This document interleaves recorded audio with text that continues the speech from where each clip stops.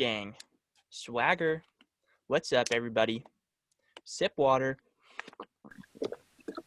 This is going to be, I feel like this is going to be a good one because we don't have to talk about, like, this podcast is going to be about. Yeah. We're just very natural this time around. Yeah. Just straight to the topic. Yeah. Human trafficking.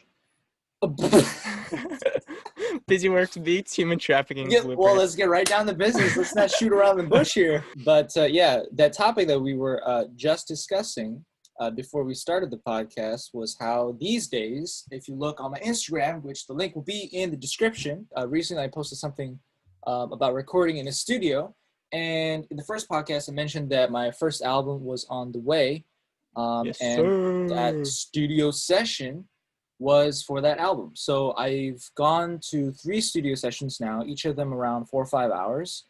And today we're just going to talk about, my experience there as a complete beginner, because this is my first time recording in like an official, like legit studio, I guess you could say. Even though I'm a producer and, if you're a producer and recording at home, you have to do a lot of studying, but, as much as studying that I've done, I feel like Felix has done a lot more. He's more of a professional in that area. So I feel like it'd be a good way to just talk about the differences between recording in an actual studio and setting it up in your own house so you can do it by yourself or with a friend. Or because there is, like, between like a professional studio and, like, just your home, like, bedroom studio, there's a lot of, like, key differences and, like, stuff that people don't even realize, because, like, when you're in your home studio, it's pretty basic. It's like you get the stuff that you need, like the raw, stuff that it's like basically the way your home studio is built is like based off of, like, I need this thing, so I'm gonna buy this thing so I can use it for my music. But like a recording studio is like, we're just gonna buy all this stuff because someone's probably gonna need it at some point. Because, like, with a home setup, you have to, like, learn where to cut corners. But the problem is that some people, who are beginners, and I was my way this self. What did I just say? I was I was this way myself, but I didn't know where to cut corners. So like I would say, I got to save on this equipment, but in reality, this is probably something that you should direct more finance to and cut corners somewhere else. Like sort of things like because there's definitely certain stuff like that for sure. Like I feel like an audio interface is one example of that. It's like you don't really need like the most expensive audio interface right away. Like you don't need an audio interface with 14 different inputs when you could just have one. If you're going to use all 14 inputs, you need that much equipment, which if you're trying to start out like kind of on a budget, you're probably not going to need 14 ports. Right, exactly. Like, but that's like, whereas big recording studio is going to have like, of course, an interface with 14 inputs, you know what I mean? So tell us how, like, from when you walked in the studio, like, what was your like experience like going in there? So the first thing that I felt was the space in itself is different. So like a lot of people, everyone knows that, if you go to a studio, it's sound treated. There's bass traps, it's soundproof to a certain point because it's in a building with other floors. But like the feeling that you walk into the studio and you just like kind of just stand there and like listen, the way that your sound reverberates off the walls and everything is just a weird experience because it's like meant for recording, so it doesn't sound like a room because it's meant to take away the room. It's like clean, like the cleanest noise that you can possibly have, like. Right. So like the whole point of recording in a studio and recording in a sound treated room is to take away the room, so you, whatever effects that you add to your vocals, it's not it doesn't like mix with whatever room that you recorded in. I could record in my bedroom, but I want it to sound like I'm in the middle of a cathedral in Lithuania in 1605. It's not gonna match up. I think there's like a kind of like this common, like, I don't know if I would say misconception, but like kind of this common like thought like in people's brains and like even in my brain that like the reverb, like when it comes to reverb, it's either like absolutely no reverb, like you're inside of a cardboard box, and then like in like a massive church cathedral, you know what I mean? Bro, like those are like the two sides. I'm sorry to interrupt you, bro. Your audio just like distorted so hard because you're really? Difference between the cardboard box and a look at. But yeah, I didn't mean to interrupt you, but totally, like people definitely have sort of like their own idea of like what reverb is, and I feel like sometimes that there's a necessity. There's some point where you have to match that up to like what professionals say or like what is kind of commonly. Well, that's the thing is like even this room right here, like every single different room has a different reverb, you know what I mean? Right, Like it right, has a right. different like way that the sound is going to bounce off of the walls, which is why Exactly. like, most studios like sound the same way because like somebody went in there and like did the, calculations and Because there's whatnot a on how to, standard, yeah, like, exactly. yeah. So like I feel like, the goal with, being in a recording studio is that you want it to sound like you're in like, like a box, like a small room, like, Right. but like you There, can be in any size kind of, studio. right. So you're taking away, like you said, that reverb or any sort of clue or hints that you're in a space. Right, You just exactly. want it. It's just you just want it to be just your voice, and that's it. Yeah, which is why there's Um, like a difference between like if I were to record it like here at home and like at a studio or like obviously I'm not going to be doing any recording of my voice, but like if mhm, you were to record at home and then record at a studio, there's going to right. be like a noticeable difference because like Definitely. Yeah. of those small little reverberations in your room, whatever room that Mhm, you're in. You know what I mean? Like you can't yeah. really get it perfect, like unless you have the like a lot of disposable income to just spend on sound Yeah. treating your For sure. freaking Yeah. living room. You know what I mean? And that's another thing is like if you're recording inside your house, definitely the way that you sound treat it is going to be very different from a studio. Right. Because you're aiming for the same effect, you're aiming for the same sort of isolation of your voice, but obviously with a studio, it's like a dedicated space for recording. They have Yeah. to have top of the line, like sound treatment. Right. Otherwise, who the hell is going to want to come to that studio and record Right. their vocals? If Right. they're Like spending that whatever much room money. you're in is not going to have that same kind of like sound. It's not going Right, to be a perfect recording right. room. And like even when it comes down to it too, like an empty room is different from a room that has stuff in it. Like my Yeah, yeah, bed in the background, this bookshelf over here is going to affect the reverb in the room. It's going to affect definitely. how the Yeah. room sounds. And even if it's not like a noticeable reverb, that's why I was saying that there's either like kind of the two schools of like thinking that Mm. is like in a cardboard box and Yeah, then like a right. gigantic cathedral, because it's like that's Exactly. how I feel like it's perceived most of the time, Right. but people don't even realize that it's small things that are will change the reverb and the sound of the room. And that's like to go off of your two schools of thought. It's kind of like either you want to keep the like vibrations from bouncing back to your mic, Hmm. or you want to keep the vibrations from like bouncing off anything in the first place. You Right. get what I'm saying? So like Yeah. for example, I can't show it right now, but there's a lot of those like sound like shields like Yeah. that you Yeah. put around your mic. Exactly. Usually like studios, I mean, I've seen a couple, but most of the time they won't use those because Yeah. they're known to be less effective than effectively sound treating the room. Sound treating the room, you're preventing from the reverberations from going back to your mic, Yeah. and this shield is preventing the vibrations from going out in the first place. Hmm. So that's like a big thing that a lot of people kind of have they worry about is like, oh, should I spend money on sound treatment or should I spend money on a shield? But definitely that's one of the first things that you notice. I think from someone who's tried to record at home, who's done a lot of recording at home, that's the first Right. thing that I notice. And then after that is the monitoring room.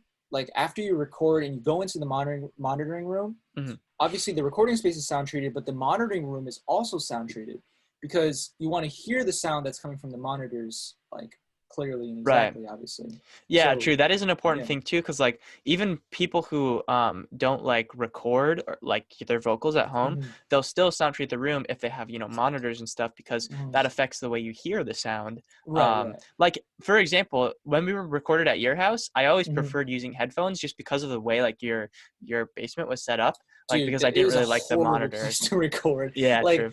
it was a good space to use for us to like, mess around and shoot like videos and like mess around with stuff. Right. But as a recording space, it was horrible because Yeah, there's so true. many like there's so much reverb in the room and The like, fish tank, blah blah blah blah blah blah bro, blah the whole time. But yeah, so you're saying that like the monitoring room is like yeah. acoustically treated too. So like that goes to show like even if you don't record vocals, still sound treating your room is very important Yeah. because as a producer, you're supposed to hear like what you're doing exactly. So if the bass is too like in Korean we call it ul려. So like what it means is that it basically like if it's in contact with a different surface or if there's different surfaces that kind of can vibrate, like the sound waves can make vibrate, then they'll Yeah. make the bass sound like bigger than it is, if that makes any That sense. yeah, that's why they'll put like those like foam things under their monitors Right, so yeah, that it yeah, doesn't yeah. like buzz.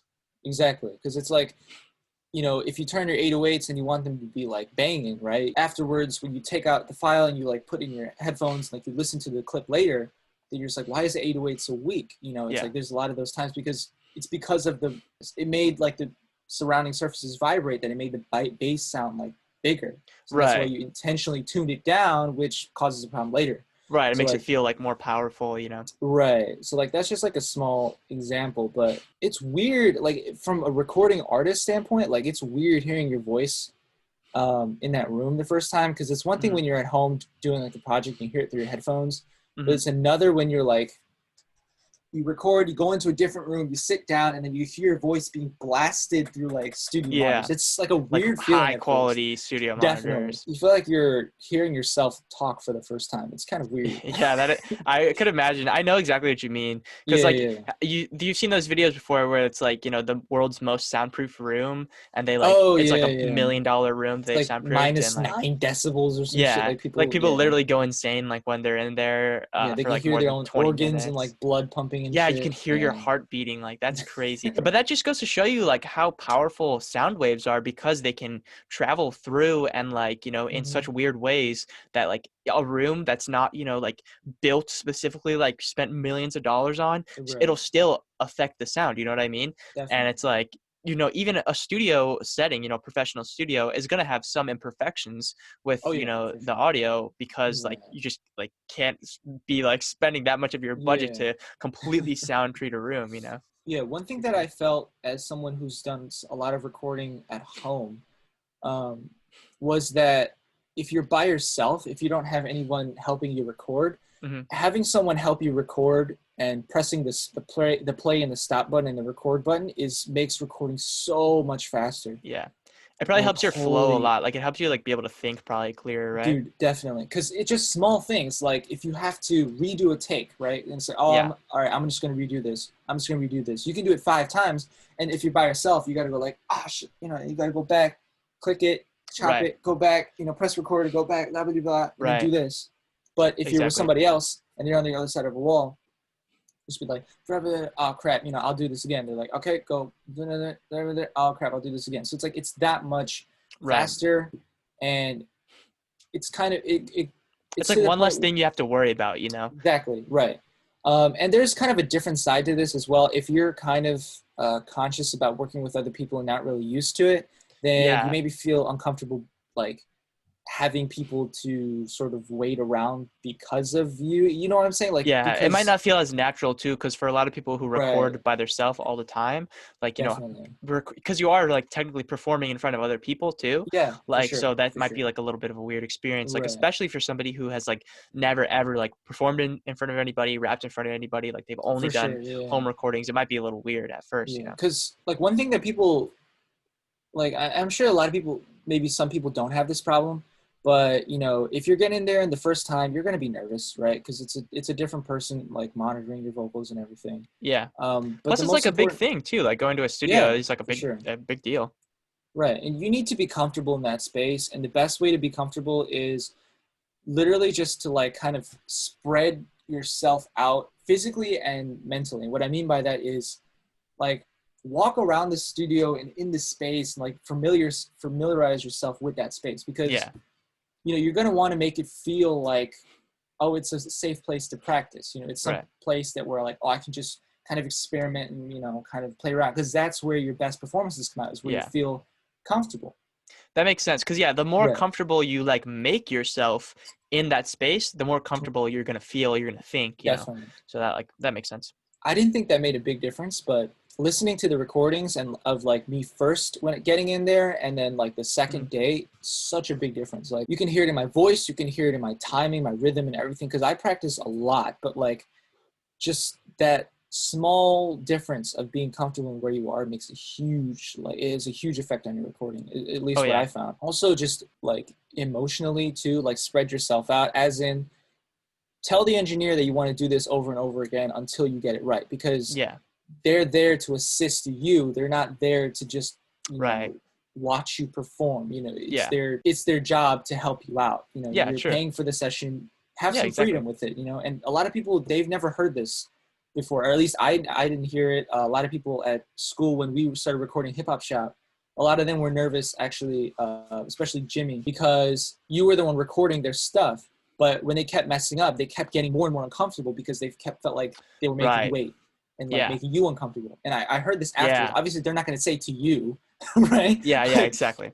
they talk to me because obviously I'm the person who's kind of helping them out and telling them what to do and stuff. That's the problem with a lot of newbies, I think, is like they get in the studio and they're like, they get increasingly over time, instead of getting more comfortable, they get more uncomfortable. Right. You I know, think it's yeah. probably because like they start out with this thing of like not wanting to like inconvenience anybody, you know? Right, Like right. cuz like even for me, like if I were to go into a studio, I would be like, "Oh man, like I don't want to have to like, you know, make this person do like keep Right. recording me More over and work over and or stuff." And yeah, it's just yeah. like to cuz to me, if I was in that situation, I would be like thinking, "Oh man, this is annoying." But like that's Right, their, right. like you said, that's their job. Like that's what they're Yeah, there yeah. for. And like even like when it comes down to it, like being able to like pause and play, like stop and record again, you know, like when Mhm. somebody like messes up a take is like a skill in itself, because Mhm. like being able to do that quickly and like, you know, flawlessly is a Mhm. very like important thing to be able to Yeah, do, you know, definitely. especially as a recording, you know, like engineer Right. and stuff. Because like I've done that before, because like I've been in the position of having to record people a lot, Mhm. knowing just how to like quickly navigate like through like Mhm. whatever you're using, Pro Tools, whatever, is super important, so that you can Dude, be for like, sure. somebody's like, "Oh, I don't like that," just instantly, you know, do like a hotkey or Right. something to cut it out and then start recording again, is like a really important thing, and that's what they get paid to do, you know what I mean? So like Yeah. nobody should feel afraid to be like, Right. i'm So it's i'm in like, here to like record, and they're here yeah. to help you. I mean, Right, that's right. really what it is, you know? When you get in that studio first, and everyone's attitude, everyone's experiences are different, you know. And I keep Right. saying this because, you know, it's true. You know, what I say could be different for someone else. Someone else could say like, "Oh, I don't have a problem with that. I already know this stuff." Well, then that's cool, you know. But like me personally, when I walked in and I started recording, you know, there'll be some days where your voice won't be like loosened up. I guess it's like hard for me to find the English term for this, but like even if you do warm up, sometimes when you're recording, like your voice won't come out the way that you want it to, even Yeah. when it's Yeah. like been 4 or 5 hours of recording. One thing the engineer who was at the studio said to me was like, usually the first day you can't use any of the recordings that Yeah. people make the first day, because number one, they change shit. Number two, the first day, like if it's, especially if their first day working with that engineer in that studio, then they're going to be sort of like awkward, Yeah, of and it's course. not going to, right. And they're going to look at it later and be like, oh, I don't want to use this. I got to re-record this, Yeah. you know? He also said most of the time, like people, their voice doesn't come out the way that they want it to. Or Hmm. people who play instruments, they don't record their stuff the way they want it to. Even people who have been playing for like 10 years or like Yeah. 11, 12 years or whatever, even like professionals even do that. So it's not just a Yeah. beginner's thing. Yeah, I mean, because So it's a different yeah, setting. Like doing for anything in sure. a different setting is gonna change like your whole vibe and like the way that you do stuff. Because like just Yeah. minor changes like throws you off, kind of like even me, like, you know, getting a new desk in my room kind of threw off like the way that I produce, because I'm so used to, you know, Mm, producing facing this way, and yeah, having yeah. my keyboard on one side and whatnot, and just little stuff like that can throw you off. But Mhm. especially being in a whole new environment with like whole new gear, Definitely, whole yeah, new like people and everything is such a big change. So like for it takes sure. you a while to like kind of warm up to that. Biggest thing that I felt about the difference between a studio and recording at home Hmm. is just like the sheer difference in scale. Because like if you've been doing this for a long time, if you're pretty good setup at home, sometimes a lot of people don't even need to go to a studio because they have such Right. a good setup at home where like there's not much difference between going to a multi-million-dollar studio and True. recording at home in their relatively well procured like environment. Plus, if you're Excuse like me. a good mix, like if you Yeah. can mix well and you're a good Oh, for sure. engineer, Yeah, like yeah. that's like pretty done deal there too. Because like Definitely. if you can, like at the very minimum, if you are like an amazing engineer, all Hmm. you need at the very minimum is just getting a recording that has no like background noise, or, you know, Definitely. like white noise or anything like that. Because that's Right. what I've noticed from when I very first started, you know, mixing Hmm. and stuff like that, was that the main problem that I ever had, that like the problem that made every recording like just unprofessional and like almost like unfixable, you know what I mean? Yeah, yeah, yeah. Like was having some sort of white noise or background noise. That was Oh, yeah, always yeah. the thing. And if you can achieve that, just having like pretty basic, like you don't need like a bazillion dollar, you know, acoustically treated room. Right, right, right. If you can get a recording that's clean, you know, and that's I just think like this at is the like bare a minimum. good segue into talking about like where to cut corners. We mentioned obviously that we were going to talk about this, but one Hmm. of the things we can start off with is like the quality of an audio recording, like you said, doesn't need to be in a really like super well professionally tuned, like sound treated room. Right. Like I said, if you just don't have any white noise, you don't have any reverb, if it's just a clean recording, then Yeah. usually even like uploading professionally on like Apple Music, Spotify, it's probably fine. Yeah, I think just there's certain things like honestly when it comes down to it, the main thing, like the main like difference Mm, between recording in a studio and recording at home is like really just about the engineering, the mixing. Because like, some that's people true. can get that clean recording, but they can't mix. So it's not going to Yeah, sound for sure. professional because like they don't know how to put those vocals like cleanly within like a beat or, Definitely. or whatever, so. There's two sides to this. I think one of them is that if you have a clean recording, Mhm. it's easier to mix than if you obviously have a little bit like a different Yeah, like for noise sure. with there a little bit.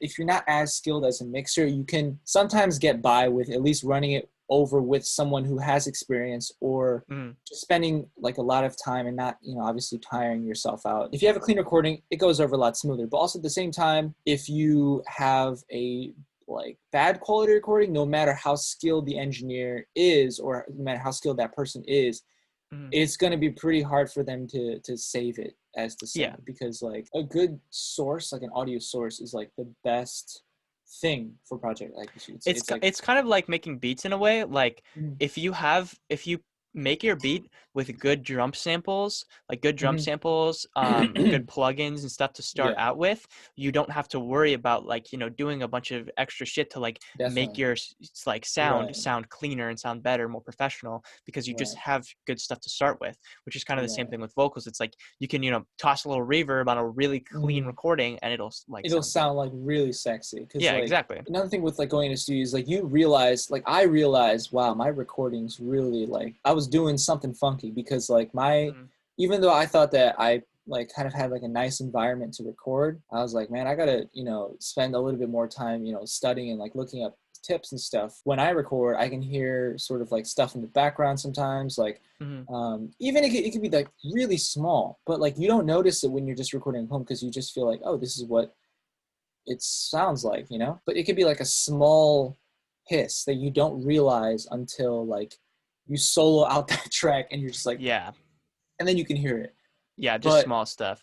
right, small stuff. But if you go to the studio and then like you listen to what you record on their mic, then it's like, then you realize, oh, there was a hiss. So it's like kind of weird, because you don't Right. realize that there was a hiss until you hear an audio recording of yourself without a hiss. You get Yeah. what I'm saying? Yeah, for sure. Um, So I have two questions that I mhm, want to ask, and I think this is going to sure. kind of segue into our next thing pretty well. The first thing I want to ask you was, is there anything from going to the studio, like I know you only went like 3 times, you said? 3 times. Is there anything like that you've learned from going to the studio that like you would want to add or like change with how you record at home or like how you make beats, make music at home, like after going to the studio? First thing that pops up into my mind is, it's like when I record, I want to, how do I say this?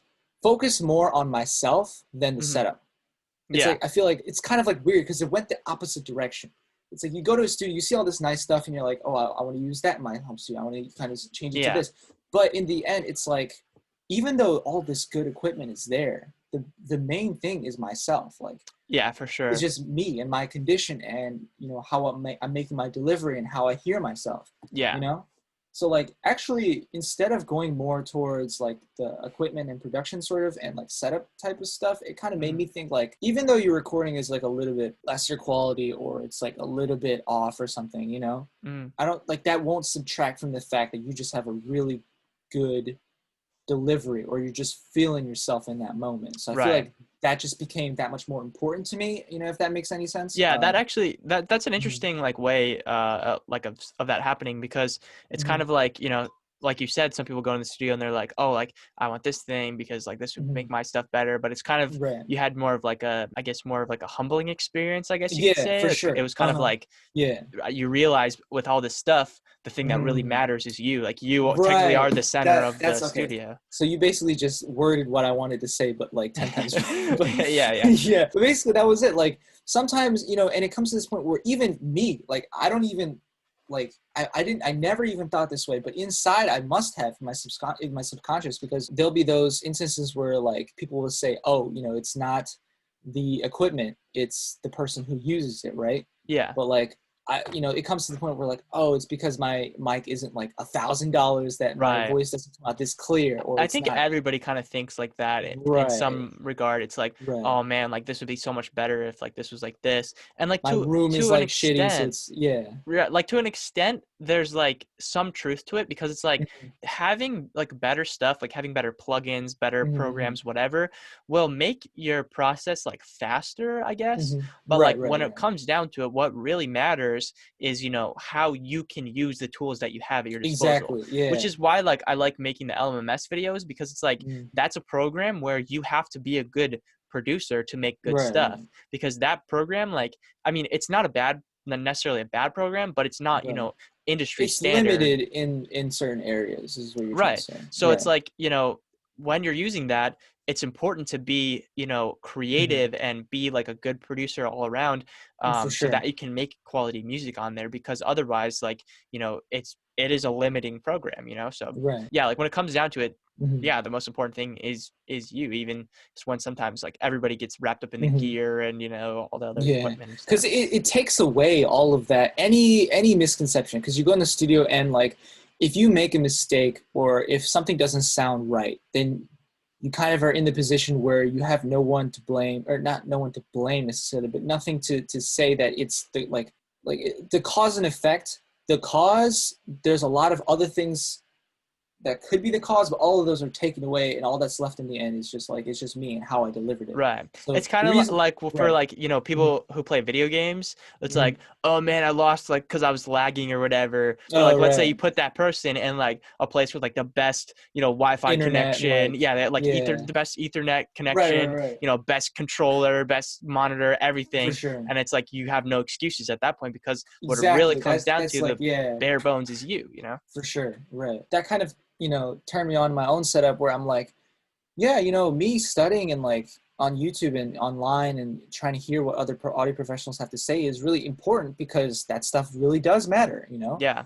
Um, but you know, like when I'm recording at home, what I should really be focusing on is like my condition and like how I take care of like my neck. Actually, that was something I never even thought about. But Hmm. if you can see in the photo, I'm wearing like a scarf, and I wore a scarf like for like 2-3 days that I was there on recommendation.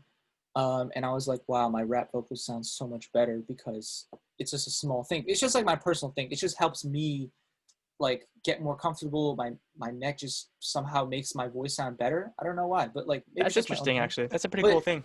yeah, it's just like those sort of things where like it's not the equipment. Sometimes it's just how you take care of yourself and like what you do so True. you can get in the mood. I think like Yeah. honestly, when it comes down to it, designing your studio space, your music like production space, music, you know, whatever, music making Hmm. space, what it really should come down to is, before the gear and everything, before all that stuff, is, you know, what you put in it to like Hmm. inspire you, kind of, you know, like For whether sure. that be Yeah. like, you know, plants and stuff, whether that, you know, Hmm. be certain colors, like I was saying Right. Right. before, you know, anything like that.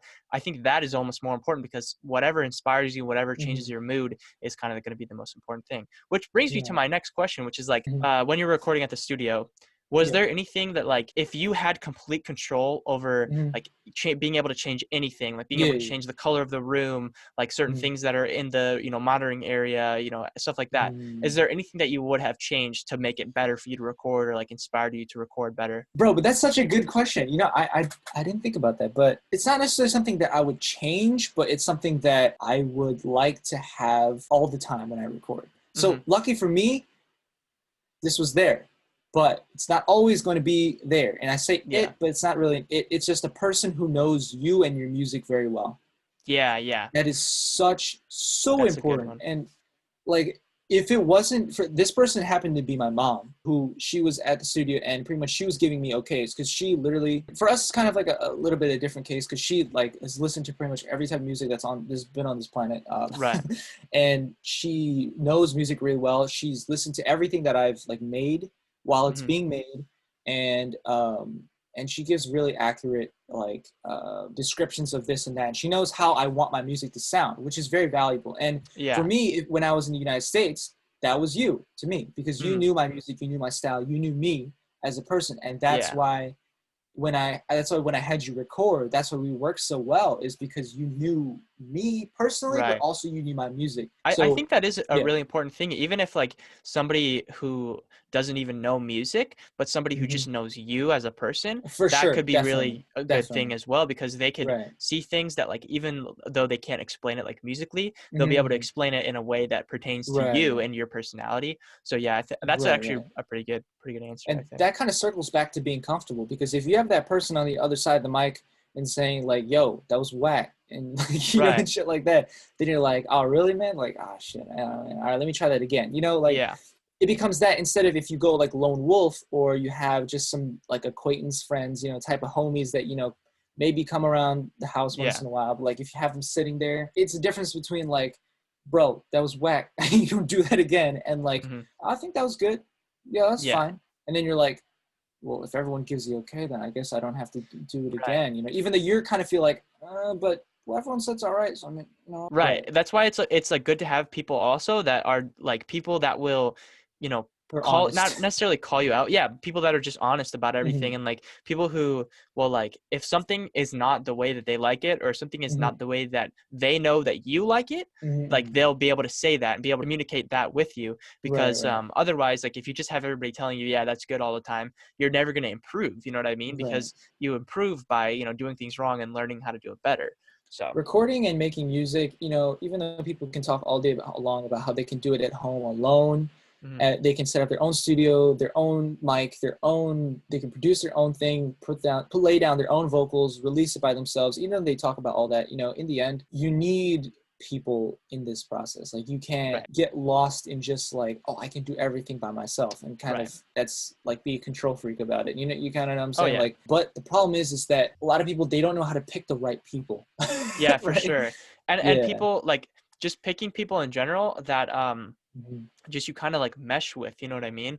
Like For being sure. able to have somebody who, is recording for you, who like you have hmm like some sort of connection or chemistry with, or like, hmm having somebody, like in a band, for example, Yeah. you can't have somebody who plays the drums and somebody who plays the guitar that just hate each other, because it's just not going to work out well, you know what I mean? Right. Yeah. Like it's just not going to go. For So sure. you need like people who you can understand and get along with and just be like chill with, that can help you out with stuff like that. And even like For when sure. on a like a smaller scale too, like with me, like I am one of those people, and I think a lot of people are one of those people, who try to like just do everything themselves. Yeah. And it's important to kind of like know like certain things you just hmm can't do yourself, like Yeah. Yeah. when we would go and take pictures and stuff, like hmm having you to like to help take pictures, Logan to help take pictures and stuff like that, Yeah. Yeah. is such an important thing, because otherwise Mhm. obviously we could go into a whole other podcast Right. about all the like dope pictures that we've taken. Pictures. Having somebody take those pictures for you, like I have hmm used those pictures that we took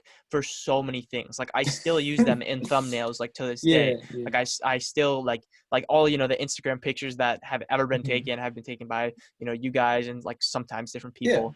But Mine too, pretty much. yeah, exactly. So Yeah. like having somebody like for like that, for example, is such a big hmm thing. Or having somebody film your videos for you, like hmm for example, we were talking about this, I think we were talking about it off the podcast, but we were hmm talking about how the videos that you filmed for me, like on my channel, are some of my hmm favorite ones, because you Yeah. can't get those type of angles like by yourself with a Right. tripod. With a It's just not as tripod. Yeah. exciting. And like having somebody on the other end of the camera, it adds like life Mhm. on that side of the camera. Oh, There's yeah, like yeah, life yeah. on the screen, and then there's life Mhm. within the what you record with. So Yeah, I yeah, think yeah, that's for an sure. important thing. But yeah, just overall, just having like a Mhm. team is really important, and people Yeah. get caught up in trying to do things themselves, but it's just like not they get to a point where it's just Yeah. not feasible anymore. And I actually have a question for you. So Hmm. this goes on to what I kept saying was like, oh, I wanted to segue to this and this, but like, Yeah. you're in your bedroom right now, Hmm. and this is where you do like your YouTube videos. This is where you record. This is where you produce. Right. One thing I wanted to ask you was, what is the most like uh, what is like the thing that makes this space yours? Like what makes it feel like, oh, this is my space. This is where I can have complete creative freedom. Like what is that for you? I think honestly, like it comes down to like small things. Like it's not like one Mm, big thing where I can say like, there's like a sign that says my name on it or Yeah, yeah, something, you know what I yeah. mean? It's like just small things in the way that Mhm, like I have designed like everything come down to mhm, like making it mine and making it a way that like can function efficiently for me. Like for example, like we were talking about this before, like small things that go into when you create your studio, like mhm. the piano being on the right side or the left side, Oh, yeah. stuff like that. Right, But stuff right. like that is so important. Like for example, this Mhm, microphone even right here is mhm. set up in a way to where it can be, you know, it's on like a boom arm or whatever, and it can be Yeah. out of my way if I'm not like recording Mhm, vocals. And then this is over here like in a way to where the cables are not going to be on my lap when I'm, you know, trying to do stuff. mhm, Just all the little things, like all the little mhm, decisions that you have to pay like close attention to are kind of mhm, what makes that space yours and kind of what makes mm. like this space mine, you know what I mean? And even like from a video standpoint, like from a YouTube Yeah. standpoint, the background is an Mhm, important thing in like making the space yours kind of too, because mhm, what when I have the camera up, what I can see is behind me. So mhm. like having these lights like this, it's been more of a recent decision to kind of turn these lights on Yeah. when I'm recording, because it just adds like a cool little feel, you know, like, and having this Mm, salt lamp in the back too, like it's just a cool yeah. little, you know, ambiance, I guess. So it's just like small things that kind of like come together to form that picture Right. where it's like, oh, this is my space because, I know that if I'm, for example, for my case, I have my drum machine on the right and I have Hmm. my interface on the left. It's Right. like if I'm doing stuff on the drum machine, right, then I'm usually not messing with my interface. I just set it and I just leave it. Right. But if I'm working on my computer and I'm sometimes like gotta like plug things in or record sometimes and put my speakers on mono sometimes or like switch Hmm. over to headphones, then like I know that instead of having my drum machine closer to my audio interface, like having my computer closer is a lot, more integrated in my Right. process. Exactly. So When it comes down to it, nobody is going to design the same space in the same way that you would. You know what I mean? mhm, Because your brain thinks in a way that's like, okay, how is this the best for me? How is this the best, like, you know, mhm, way that I can set this up for me and what I do, my recording process, my for music sure, making yeah, process. You know, you can't mhm, just copy somebody else's setup and have that work for right, you, because even if you have like infinite money, and I just mhm, copied like Kenny Beats setup, because right. Kenny Beats setup is like insane. It's awesome. Dude, he has Um, like a freaking analog tape machine or something like that, yeah, right? dude, Like in his his room. stuff is crazy. But yeah, Yeah. like for example, if I copied his setup, Hmm. it's not going to work for me, you know, like the way that my brain thinks and the way that my brain functions, it's not going to work, because it's going to be like, oh, I'm not used to turning this on this side, or this on, like typing on this Okay. side, or, you know, Yeah, using the yeah. keyboard on this side. It's just not like going to Because work then with the it way doesn't my feel brain like your functions. space anymore. It Right. feels like someone else like designed this space and then put you in it. It doesn't feel Right. like, it's something where, like you can move around freely and then just like, know exact like this does that, and I'm completely comfortable with that. Like that feeling Yeah. doesn't really come in, and that kind of hinders the creative process as well, Exactly. which is never the goal, Right. It, obviously. it kind of goes for buying equipment also, because Mhm. a lot of people will be like, oh, what does this famous person use? Like, what headphones does this Mm. person use? What microphone does this person use? I'm going to get that because that's what they use. But you have to Mhm. take into consideration, like, okay, my headphones, I'm going to get these headphones because I like open back, I like close back, I like, you Mhm. know, noise canceling, not noise canceling. You know, you have to take all those things into consideration, and it's just a Mhm. preference thing. That's why, like, Right. you know, ordering stuff online, it's less effective than going to Mhm. like Guitar Center or somewhere, or music shop, where you can try stuff out and be like, Check it this out is like what for I like. yourself, like in Right. person. Like that's what Okay. I did with headphones. I went Mhm. well, I kind of knew that I wanted these headphones like in mind, just cuz like from what I'd read about them, but I went to Guitar Center and I tried out a bunch of different ones, and I was like, I don't like this one. I don't like I don't like the Mhm. bass sound in this one. I don't like the mids in this one. So it's kind of finding a perfect balance, and not Mhm. just, you know, like copying somebody else who does that same thing, who's just successful, you Right. know. Because like that person, the way that that person got to that point, and the way that that person has like done their work is not the same way that you do your work. So why should you Right. have like the same setup? You're different people, right? It's that's the same thing that works for one person is not going to work for everyone. When you're like setting up your area, Yeah. when you're setting up your area to record in and to make music in and stuff like that, like at Hmm. home, is there like a specific, like, do you actively think about like, I should put this on the wall to kind of like inspire me, this on the wall to inspire me, you know, this thing on my desk to kind of like get my brain moving or anything like that? It's kind of strange. I put things that I wouldn't ordinarily put in different places in the house. Hmm.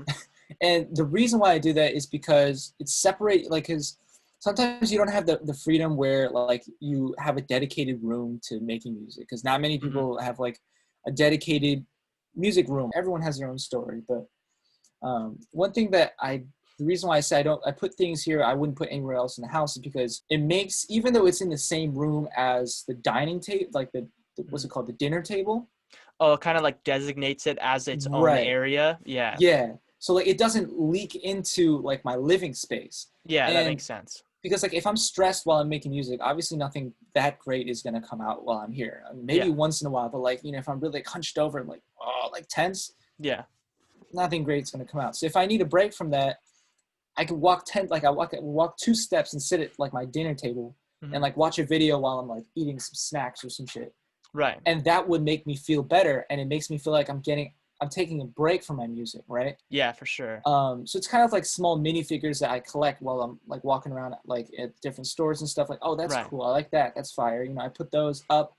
Um, you know, obviously, like I put up maps. Like I have a map up there, which actually this is a picture of my setup, and That's pretty sick. like it's like you can see the back, but it's like my room. But Yeah. so I put this map of the Korean Peninsula. This is like a small like Korean flag, and then there's like a bunch of minifigures on top of here and there and there. Yeah. And it's kind of hard to find a place for minifigures like other places, but I do like those kind of stuff. Hmm. Um, so like I'll display this and that. I have a small like flower here that's in like a really small like pot. Like you just change the water and then like it'll survive, you know? That's pretty cool. And like I have this, which I'm not running right now, but it's like what's it called? A humidifier. It's like Yeah. really small. It's like a bottle sort of type That's thing. pretty cool, actually. Yeah. So it's like the same way that you have these small things that make up your space. I intentionally put stuff that's only going to be in this space. I don't really like to put minifigures in other places. You know, I don't like to put stickers on stuff. I put stickers on my equipment and like Hmm. everything I have. You know, I'll place like notebooks with like drawings that I've I've drawn like beside my monitor and stuff. Like I'll Yeah. have like a lamp that's not anywhere in the house. Like I can keep going on and on, but like even though it's the same sort of space as like your like dining table, your bedroom, or like Hmm. your basement, your garage, or your shed, even like wherever you're at, your Yeah. attic. It separates the room and it makes it feel like whenever you need that sort of separation. And also another thing is you can take a break from it, but also when you sit down, it helps you get right back into that mood, into that Right. process a lot faster, because then you're like, okay, I see this environment, Right. it's like music mode, like music time, or like whatever you want to Exactly. call it, so That's a good thing to think about, actually, because like having your space where you make music or you do any sort of creative thing, it's mhm, important to designate that as a different place from mhm. everything else, because that's why they say like you shouldn't like be on your phone while you're in bed. Like the Oh, only thing right, you should right. do in bed is like sleep and Because you have associate it sex. with like, yeah, other Yeah. shit. So like your brain like associates that with that and doesn't like keep you awake at Mhm. night like thinking Right. like I should be like on my phone or doing Right. anything else. And I think that's the reason why you said that you like to put up small things here and there, because Mm, maybe our reasons might be different, but our sort of like methods of doing it are pretty similar. We make things sort of unique. We make things our space because of one yeah. reason or another. So. Yeah, I feel like your style of like designing your space is kind of more like things, like specific things that Mhm. like inspire, like influence you, that kind of For sure. make like separate your space. And Mhm, mine is mhm. kind of more color based, I feel like. Like Yeah, I have definitely. I more of noticed like that a you like colorful feel. pay a lot of attention to color, especially with the lights Hmm. behind your monitor, like behind your desk, Yeah. especially with the lights that are in the back, like how you tend to turn off the lights in your room when you're doing stuff, Yeah. Yeah, like that's just that stuff like is that. definitely actually what I've been doing for a while, like when I make beats or when I want to like make a certain type of beat, is I'll Hmm. change the color of like the lights that are behind my desk.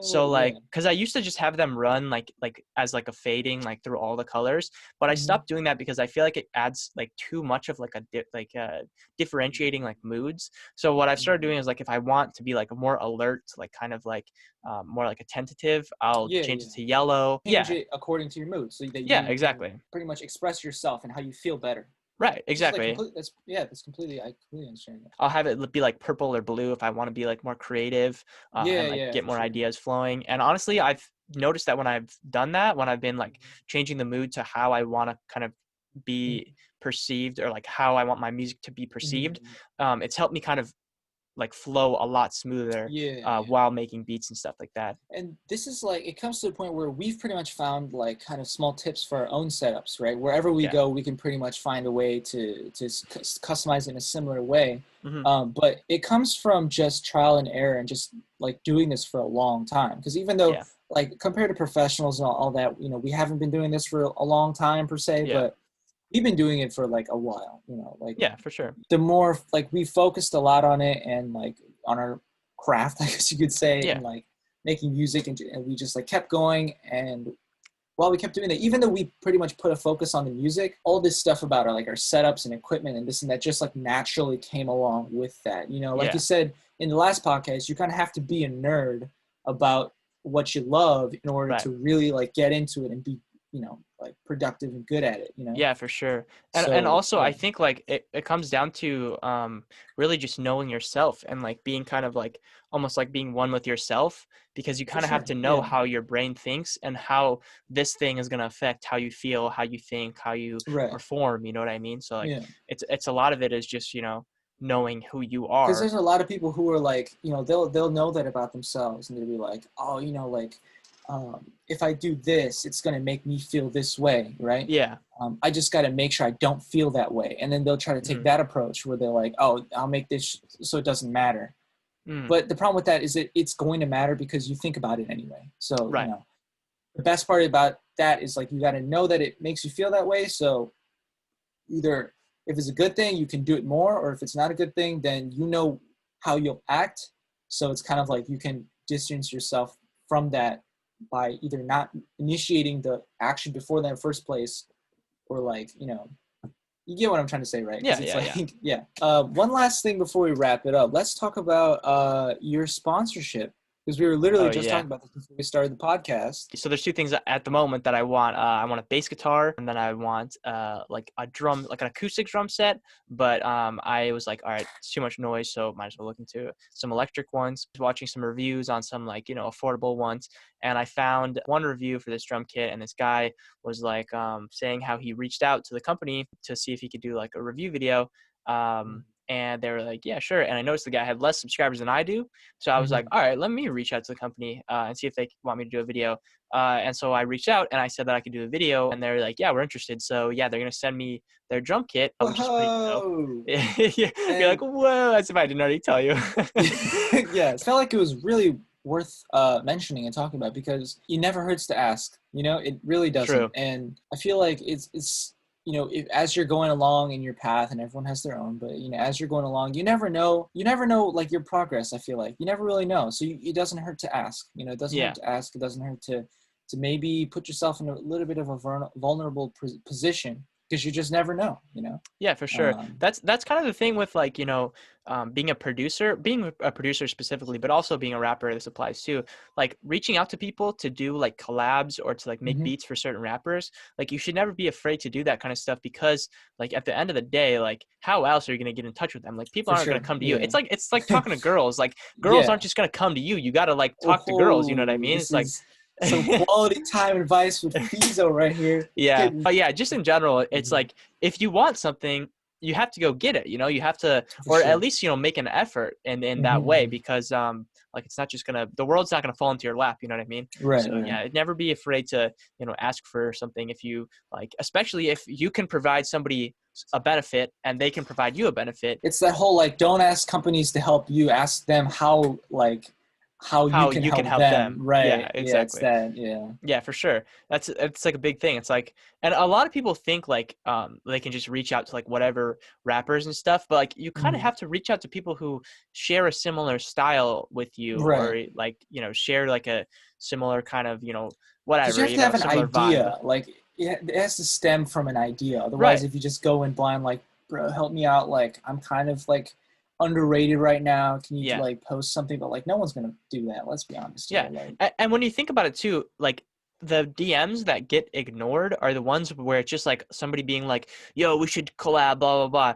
But the ones that get like, actual, like somebody's attention are the ones where it's like, yo, I make fire, guitar beats, or I make fire like this genre of beats, and I Mhm. think you'd like them because it kind of fits your style. Those are Yeah. the ones where people will be like, all right, whatever, I'll check this Right, guy because out. for me, there's some people who've like emailed me through SoundCloud. Mhm. They'd be like, "Oh, I'm a producer." Like the last guy that I found, he was from Russia, and he's like, "Yo, listen, um, I really like your style about how like it was like in some broken English. I got to be honest, but this is another thing where even if you don't speak English, it's fine. Just try and communicate. Like some Yeah. people will like listen. But he sent me an email, and he's like, I really like the way that you flow over beats, and my beats have like a nice groove.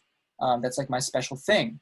Mhm. So if you want to check them out, I feel like you really like them. I didn't end up liking. It didn't like fit with like what I was thinking, what I was doing, when I was styling. Yeah. But in the end, I still checked him out. Like I went to his page, like I looked through like at least like maybe 6, 7 of his beats, Right. and who knows, like maybe I could like if I'm meeting with somebody else, we're in that conversation, like that dude's like, oh, I really need like a beat with just like a nice ass groove.